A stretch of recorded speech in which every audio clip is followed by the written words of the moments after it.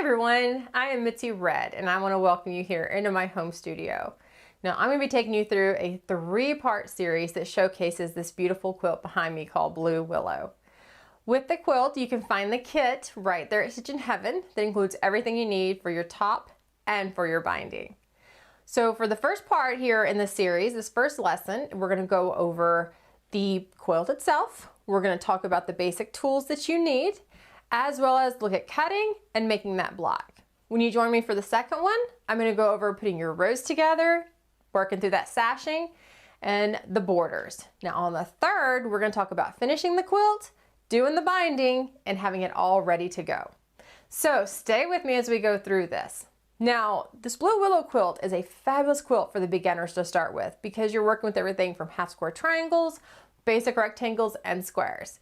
But for advanced quilters, no worries. It's a great quilt to go back into. We need a quick quilt to get done for a special present. Now, as we work through this, you're gonna see that I'm using a little bit of different fabric than what you see on the quilt because I already made mine.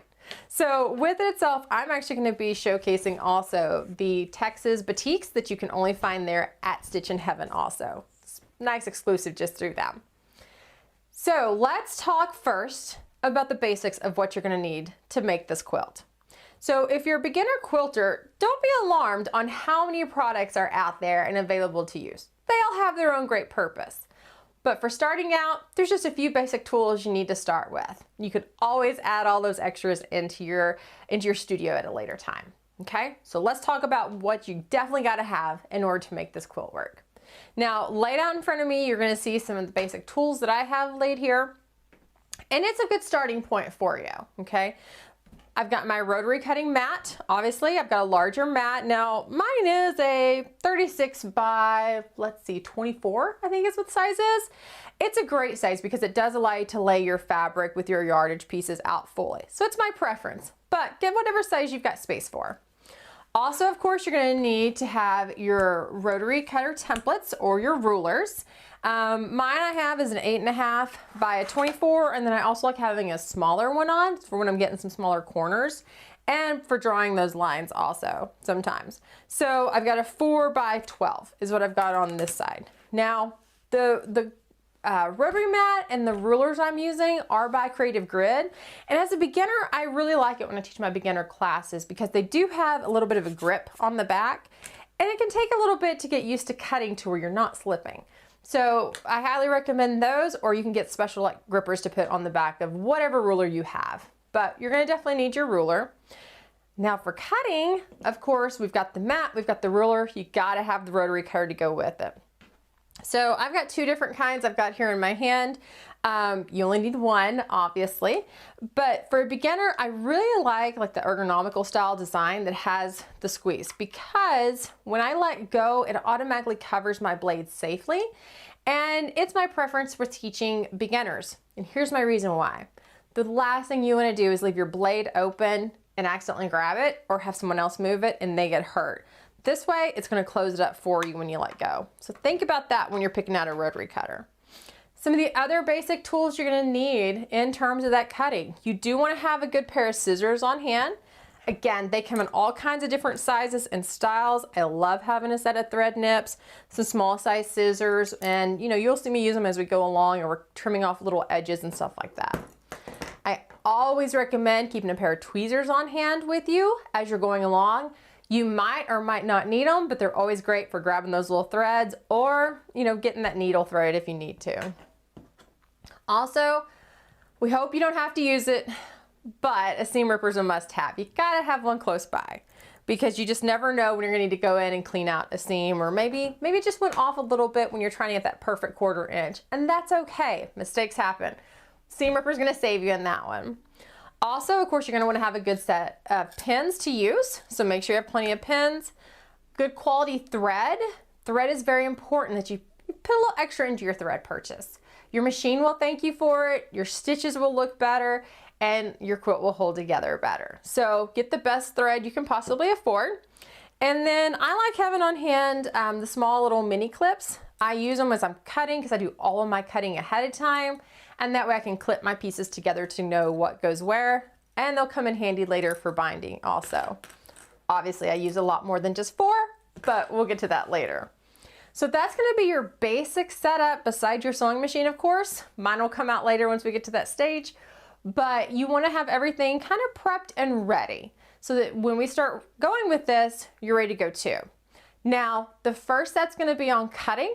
We're going to bring you in. I'm going to show you how to cut, how to get your fabric set up for that, so we can make sure you get the most successful cuts possible for you. And those awesome cuts get you a beautiful quilt that you see behind me. Hang with me. Let's go to cutting next. All right, welcome back. And we're going to go ahead and start now with the cutting techniques. So if you have never cut quilt fabric before, this is probably going to feel very new to you, and some of the parts may feel a little odd, but I'm going to walk you through it as absolutely best I can to make you comfortable with it. The main thing that we're looking for, of course, is getting a really nice straight cut, because that good cut is going to make that good block, and that good block makes that great quilt. So let me take you through the steps on the cutting. Now, what we're making and cutting for right now is your block. So this is only one of obviously the 12 blocks we're going to go ahead and do. And when we cut each strip, it's going to be able to cut pieces out of that for multiple blocks. So we'll go over that in just a minute. So what do you need to go ahead and do this part? Well, pretty simple. We've got the fabric, obviously, we're going to be using. I've got my mat, I've got my ruler, and of course, I've got my rotary cutter. So we're going to go ahead first and to start with the light color background. Now, if you have the kit, you're going to see it's a white. I'm using a light color gray to go with these gorgeous Texas batiks. And so what we're cutting for with this is going to be our background pieces here, as well as the light color on the sides. Now, as far as the rest of it, when we're looking at the borders, the binding, and the sashing, that's all going to come later.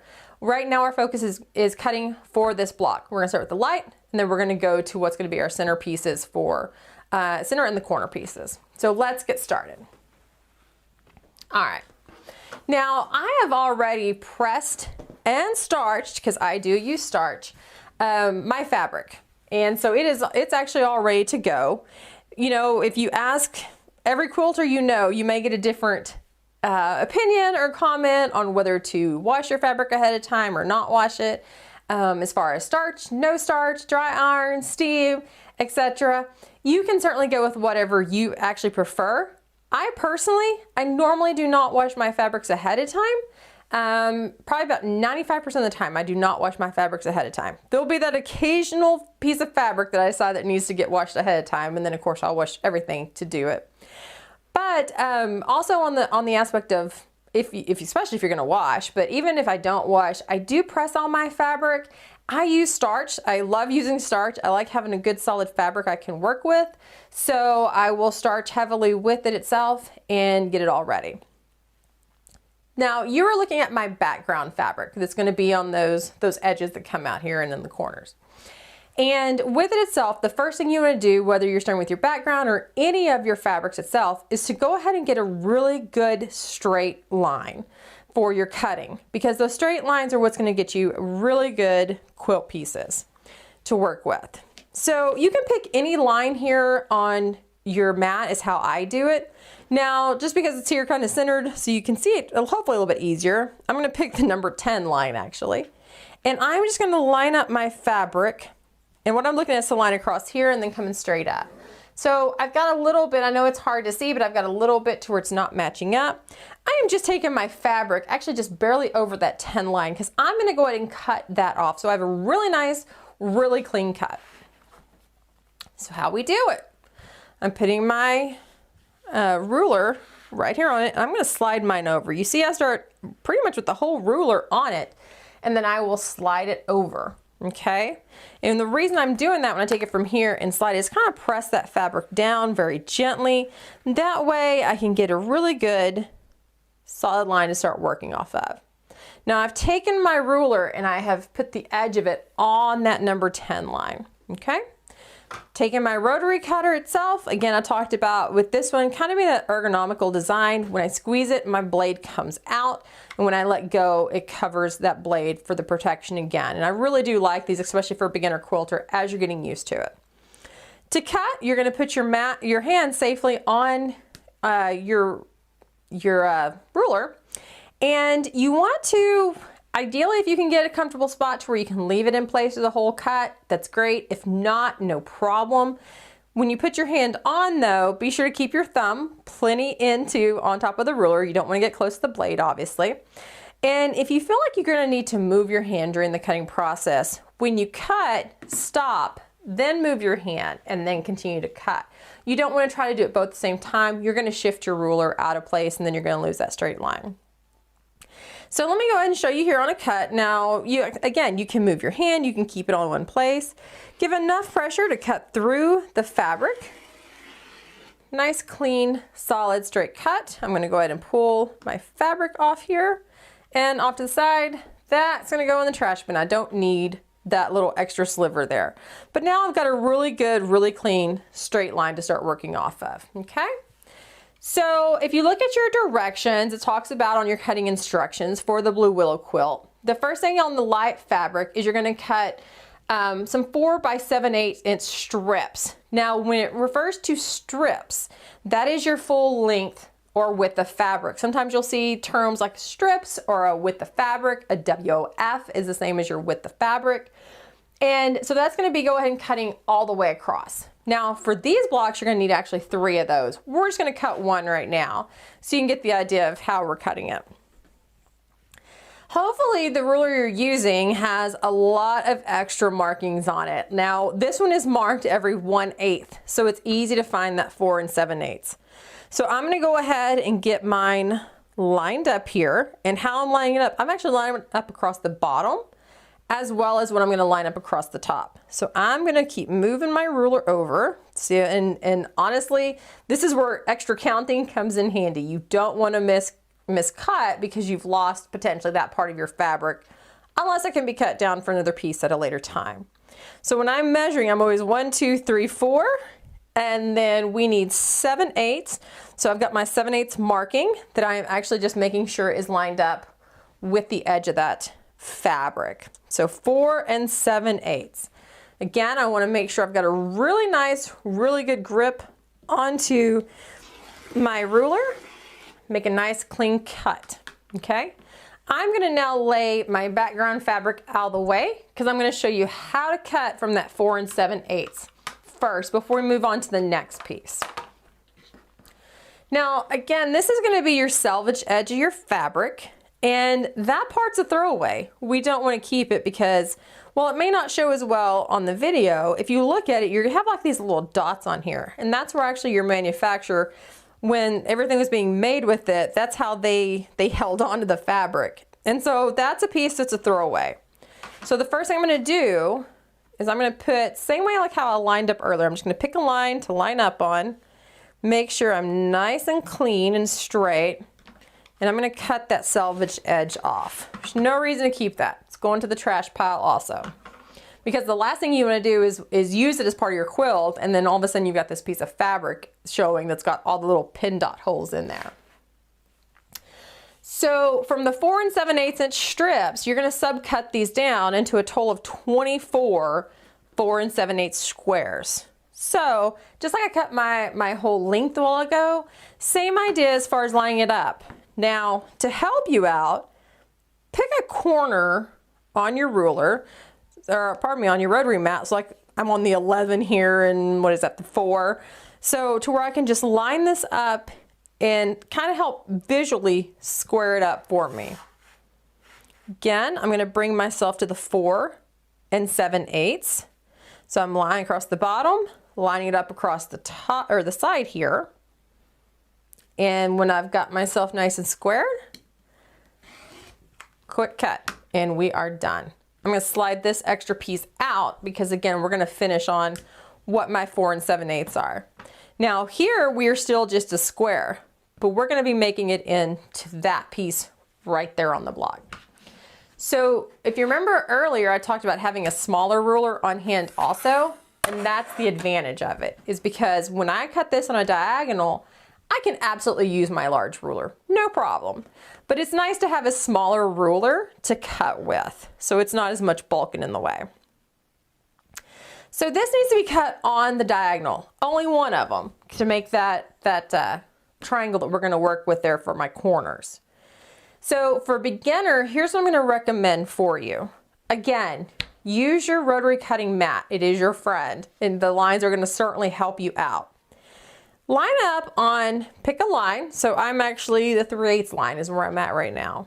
And what you wanna do is find those points and just set those points right on top of your line, okay? That's just gonna give you a basic fill, basic line to start with. So I've got this point here, that point there. Next up, I'm gonna take my smaller ruler this time, and holding my fabric still in place, I'm gonna put that ruler also on that 3/8 line. That's gonna be my cutting line. And that's gonna help me get a really good diagonal. Now, if when you're putting it in place, it moves over a little bit, it's all right. Just lift up your ruler again, reset it all in place, and find where that cutting line is gonna be. We're going to cut from tip to tip, straight across one time. So I have mine lined up. I'm gonna do the same cut right across there, okay? And now I have my 4 triangles. All 4 of these triangles are gonna be used for those 4 corner pieces right there, okay? So that's the light background. Now remember, you're going to need a total 24 squares. That's going to cut you down to 48 triangles total to do all 12 of these. So we're not going to keep cutting on that just yet. I want to go ahead and move on then to the 8.5 inch strips that you're going to be using then also for right here on these sides. Okay, so let's go ahead and show you that one. Now, I'm going to lay this out and make sure your excess fabric has been moved. I will be going back to my large ruler for this one. And based off your directions, you'll see there at the very beginning under cutting instructions, it says you need 6 8.5 inch strips, and you're going to subcut those down to 48 that are 8.5, which is going to be this length through here. Obviously, you know, before you use your seam allowance. And then 4.5 on this side. So that's one of the advantages of this 8.5 inch ruler, because if you have a smaller ruler, you've got to go, okay, well, where am I adding in, you know, if you're like in the 6.5, where am I adding in my 2 inches, etc.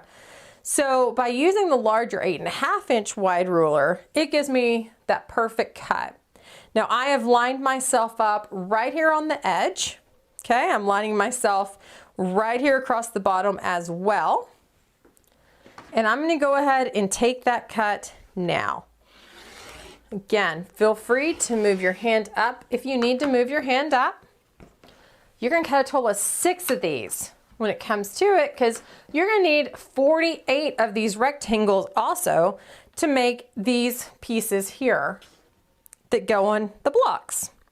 There'll be 4 of them used for each block. Again, I'm going to cut off my selvaged edge. And I'm only going to cut off just what I need on that selvage edge. I don't want to cut too far in on my fabric, even though you should still have enough if you need to take a little bit more of a cut. But we're going to be on the safe side with that and try to take only as little as what we need.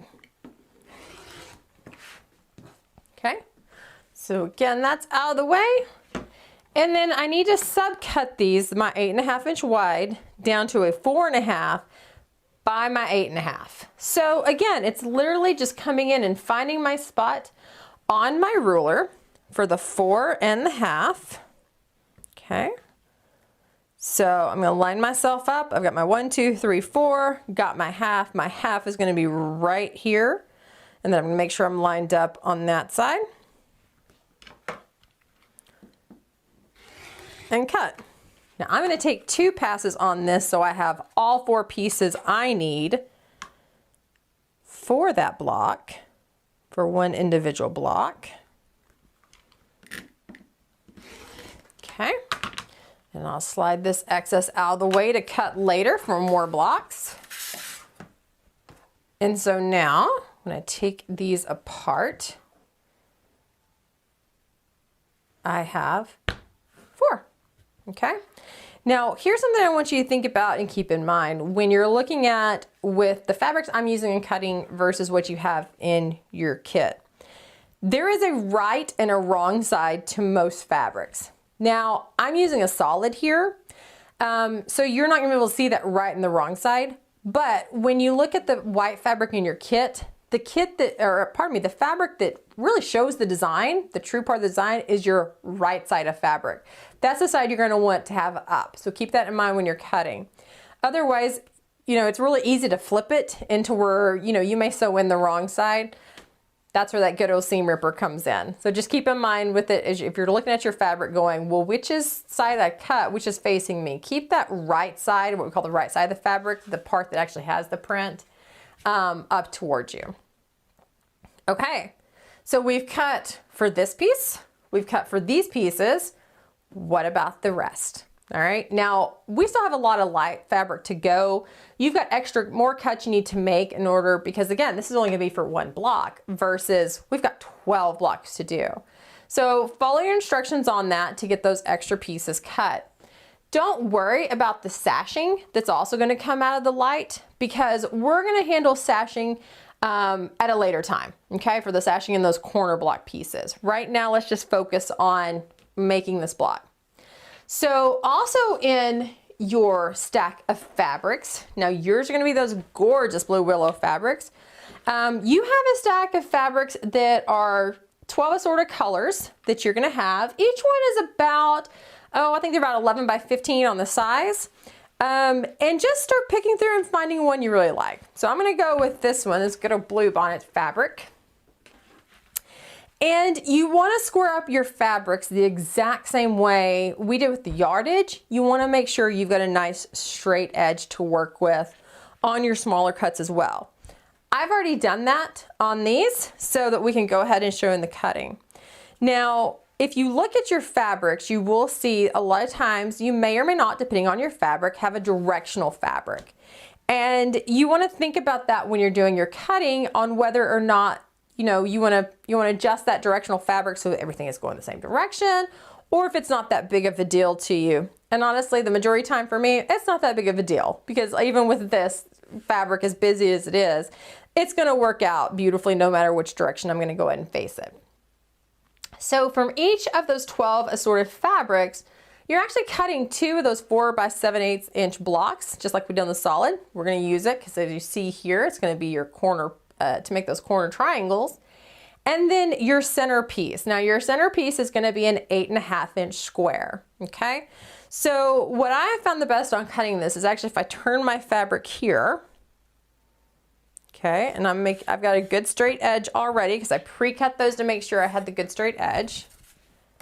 The first cut I'm going to make is my 4 7/8. So let me just adjust my ruler here to where I can see it a little bit easier. I'm going to line again, 1, 2, 3, 4. I'm coming to my 7/8. Make sure my edges are right on that 7/8 line. And I'm going to cut 1 strip out. Okay. Slide this over. We'll use that for the 8.5. I'm going to rotate my fabric. Once again, just like we did on that light solid color, we're taking a 4 7/8 block. There's for 1. I'm going to slide it out of the way. I want to go ahead and slide my other fabric over because we're going to need 2 blocks of that. Make sure I'm right in there. Yep, there's my 4 7/8. And cut. You have a little piece left over. Save that for another day, right? I'm going to hold on to my 4 7/8 because the next thing I want to cut, and then we'll subcut those downs, is going to be my 8.5 inch block. So out of your leftover fabric here, take your 8.5 inch. Now I'm going to be the same way like how I cut that 8.5 inch on the long. I'm going to do the same thing right here on this block, but then we're going to subcut down. Okay, so again, excess I'm not going to need for today, but I have it for another day. And then I'm going to take this. You saw what I did? I just rotated my fabric around. I'm going to find my 8.5 inch. This is an 8.5 inch square. And cut. Easy and done. Okay, that is going to be my center. The last thing I have to do is cut these down. I'm going to stack these two perfectly fine as long as you're comfortable with cutting through multiple layers of fabric. And for beginners, two layers is perfectly fine. You know, as a beginner, I don't normally do more or recommend more than that, but you can get to more later. Let's go ahead, make that cut. And we have everything we need cut for your first block. So let me just show you real quick what this is going to look like. Now keep in mind, we're just laying it out roughly. Everything is not stitched yet. So you can get a feel for your block. Those edges coming on. Okay. And so literally we're doing the exact same thing we got here. I'm going to put my corner pieces, just like that.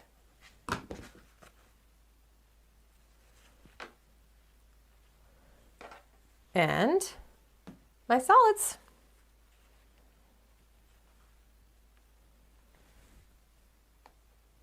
And we're done. We have everything ready to make a block. So when we come back next time, we're going to show you how to stitch that block together. See you shortly. All right, welcome back. Now we are ready to start stitching, and obviously I've already got my machine out and I've got it all ready to go. And I've got on my machine here a 1/4 inch foot that I will use for the piecing itself. Now, if you don't have a 1/4 inch foot available for your machine, check with your dealer to make sure that they have one available. It will really come in handy. You can certainly piece without a 1/4 inch foot, but you know, we're really trying to make sure our consistency is there with our stitching. So find out if you've got a 1/4 inch foot that will go on your machine. It's really gonna save you a lot of time and a lot of heartache. And then of course I'm already got all threaded up and it is ready to go. Got a nice little bobbin in there as well. So let's look here on my fabric. So I've got 2 pieces of fabric. Now remember me telling you earlier about your right sides and the wrong sides of fabric. It's gonna be a little bit more difficult to see with batiks because batiks actually kind of go both ways sometimes. But with it itself, what you're gonna wanna do is put your right sides together. Now remember, that's your print side of your fabric. So I would put my right sides together. And as a beginner, I do recommend using pins. Now, if you were just jumping in here to my studio on any given day, you're probably gonna see me piecing without very many pins just because it's what I do. Nothing wrong with that either. But as you're starting out, why don't you go ahead and put a couple pins in your triangles here to hold them together. Okay, and I'm just gonna slide a couple of them in there. And so that gives me those pinned together. And I've actually gone ahead and pinned my other 3 triangle pieces. Now, a quick note about using your pins. As you are sewing, be sure to stop and remove your pins before your foot and your needle go over them. You don't want to have your needle hit a pin. No matter what somebody tells you, they've been sewing over pins forever. It's always that one time that you do, they can throw the whole timing off of your machine and then it's into the repair shop. So I'm always going to highly recommend that you go ahead and remove your pins. So I've got my machine set up here. I've got my 1/4 inch foot on, so that's ready to go. I'm using about as far as my stitch length, and it's kind of what you're most comfortable with and like, I've got about a 2.2 to 2.4 on my stitch length. As far as, you know, how big are my stitches going to be on it. So for me, I'm going to go ahead and drop my foot down. And I'm going to line my foot up on the edge. So the edge of my foot here is on the edge of this fabric. So we're going to be stitching down the long piece of our triangle. Doesn't matter which side you have up or down, totally fine. And I like to go ahead and start with dropping my needle into it. Now, if you don't have an automatic needle drop, you can always use your hand wheel to go ahead and bring that down. And I'm going to take a first couple of stitches into it.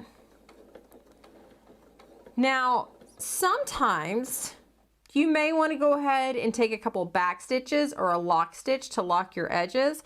I don't always necessarily do it when I'm stitching these because of the fact they're all going to get stitched into multiple pieces. So just in order to help save on my bulk, I'm not going to do that.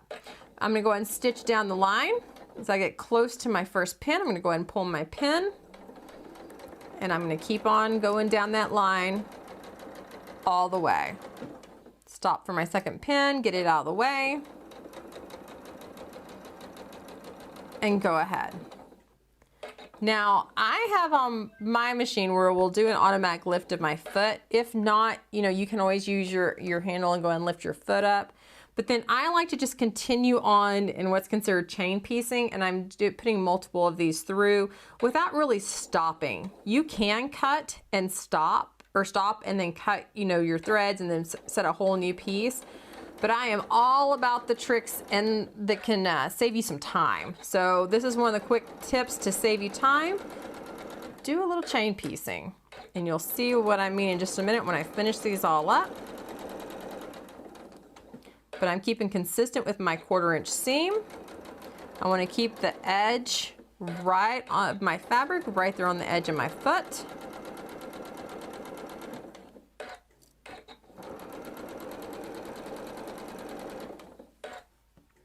And then see, I can flip, you know, which fabric's on top, no big deal. We're all doing the same, no matter who's up there to be seen first.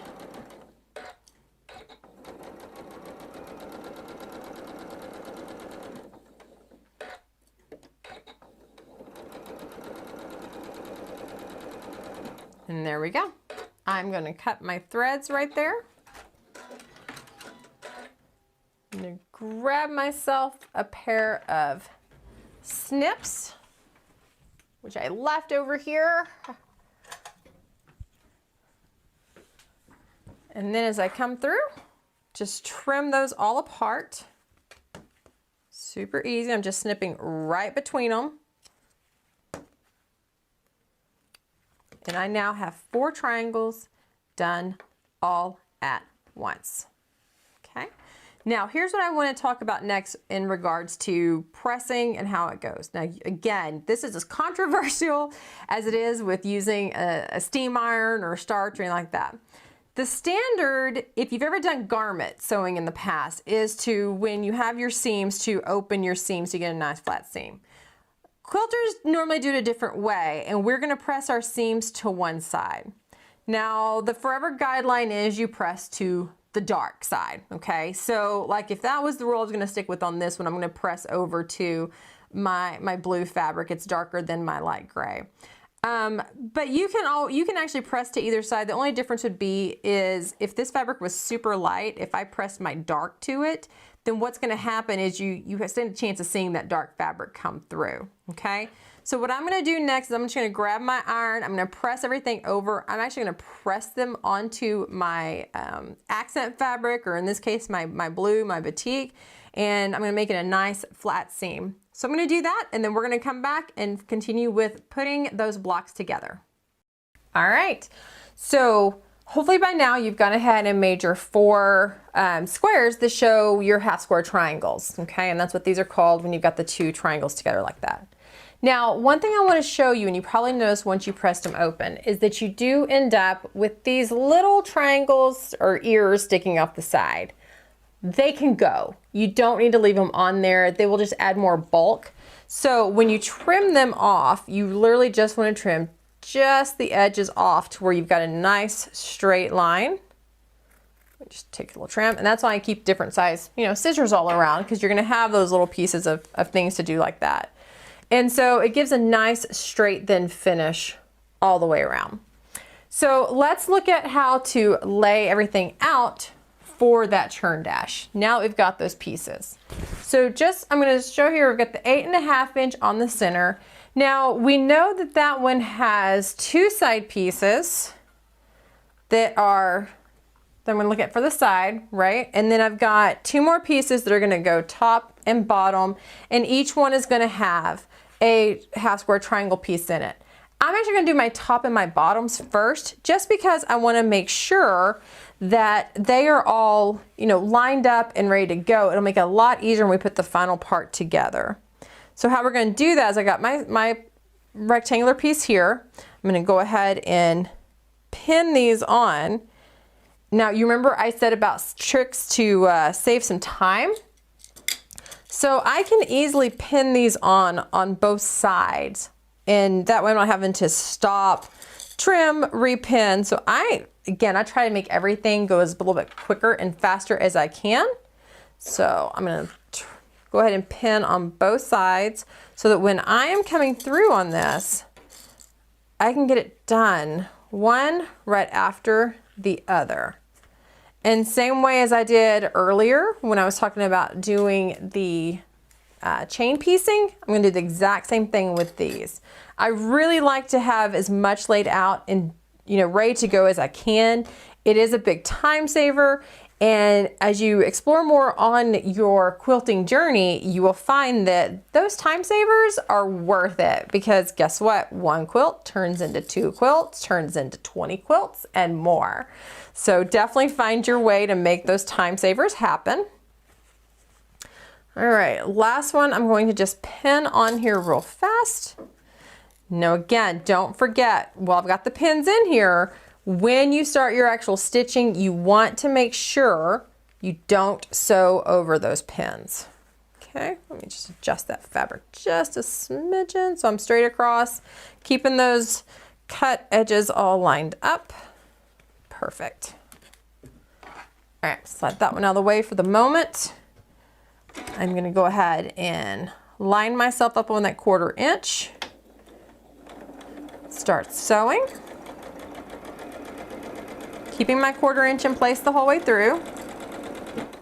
There's one done. I'm gonna grab my next piece here, slide it right underneath my foot, close to my pin, or pardon me, close to my needle. Remove those pins as I go through. I'm gonna cut. Here's where the time saver comes in.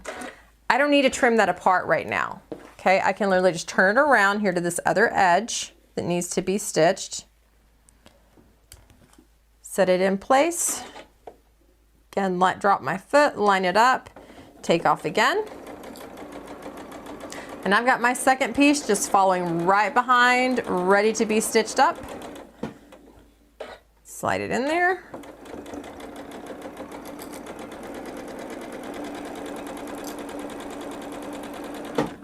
Done. So I'm going to trim that, cut my threads. Now look, I got the 2, right? But how much quicker was that than going through and trimming, and it just saved a lot of time. I'm going to set these off to the side. We are going to press these because I want to press it open, okay? So same way we're going to press on those like I showed you with pressing earlier or talked about it with it. Same thing I did on those, I'm going to go ahead and do on my side pieces here. Just going to line up. I'll go ahead and throw a couple pins in there just to make sure it's going to stay nice and in place. Don't forget, right sides of fabric go together. You don't want to right and wrong or wrong and wrong. Definitely not for this one. It's always going to be your right sides of your fabric go together. Quick little pin in there. And there. Let's go ahead and stitch those sides on now too.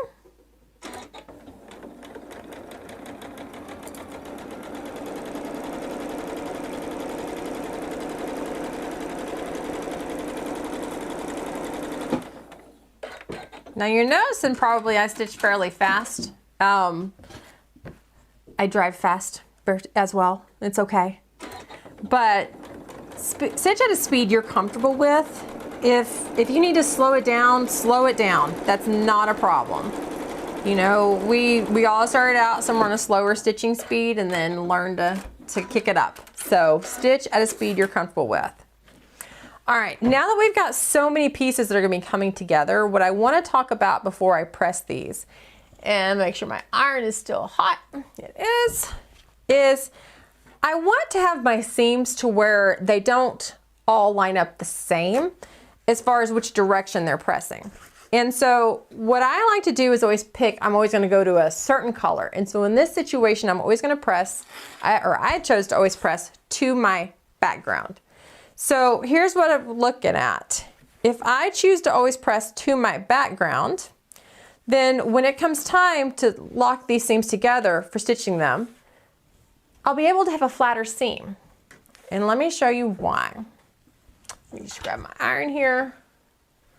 I'm gonna give a quick little press. Now I wanna show you what I'm doing here. I'm not putting a lot of pressure as I slide my iron, just enough to lay my seam over, and then I'm gonna press down, okay? And what I'm doing is kind of just locking that seam down. You don't want to put a lot of press into this. We're not trying to, you know, press like we would a pair of trousers or jeans. That's not what we're doing here. We're just trying to make sure we have enough that that lays over nice and cleanly. So what we're looking at is just to make sure we have that done. So remember, I'm pressing towards my background fabric, okay? So on these pieces, I'm also gonna press towards my background fabric. So again, I'm just kind of laying it over. Now I am putting a little bit of pressure in there. You hear the steam of my iron. Told you I like steam. Nothing wrong with that. Let me get my other little piece here. Got it. Got it. Now I'm literally down to 3 pieces to finish this block off. So the block is going to actually set that away like this, right? So by pressing those all to where I picked my background, I can now come in and line up these seams and basically lock them in together. So I have a much flatter area to work off of.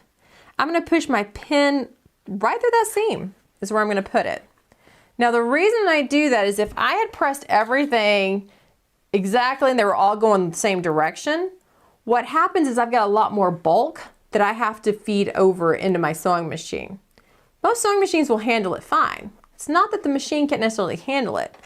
What it means is when I finish this in just a minute and I stitch these down and then I try to iron them, I'm going to have this big bulk that is sitting there.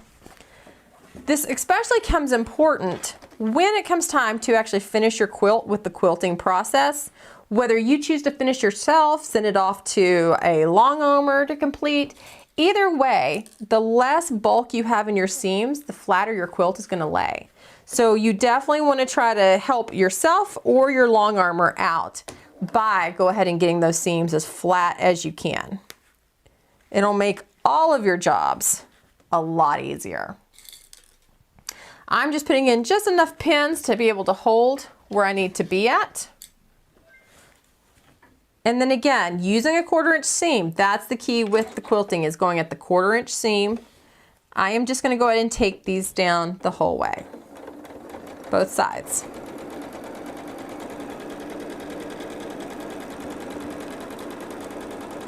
Again, being sure to pull those pins out before you get to them.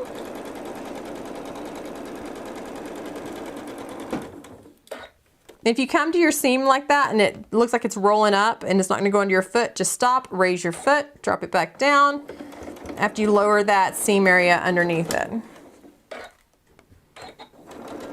Just make sure your fabric's feeding nice and cleanly through your machine.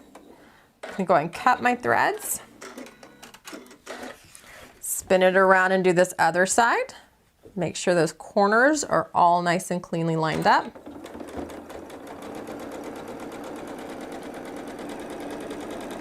And you can see when I said this is a very beginner friendly piece, it really is. It goes together very easily, very quickly. Even if you're not a beginner, or even after you pass that beginner stage, this is a great quilt to make for a quick, gift or anything you need. It's a very generous size quilt for something so easy to put together. It's about, let me look at again, it's a 76 by 95, so you've got a really good size quilt there. All right, check this out. We have it, right? It was that easy, that quick.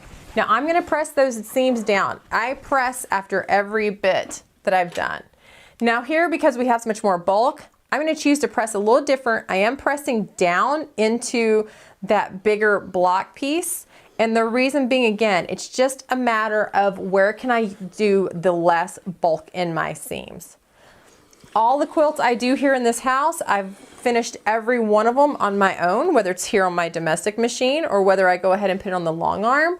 So I can definitely tell you from both sides of the spectrum, as a long armer and as doing it on my own machine, the less bulk you have in those seams, the better off you're gonna be. You're done. One block. That quick, that easy. So that's one down. And if that's your first one, you only got 11 more to go, right? So finish those blocks up. When we come back next time, we're gonna go over putting those rows together and the sashing. So we'll see you next time.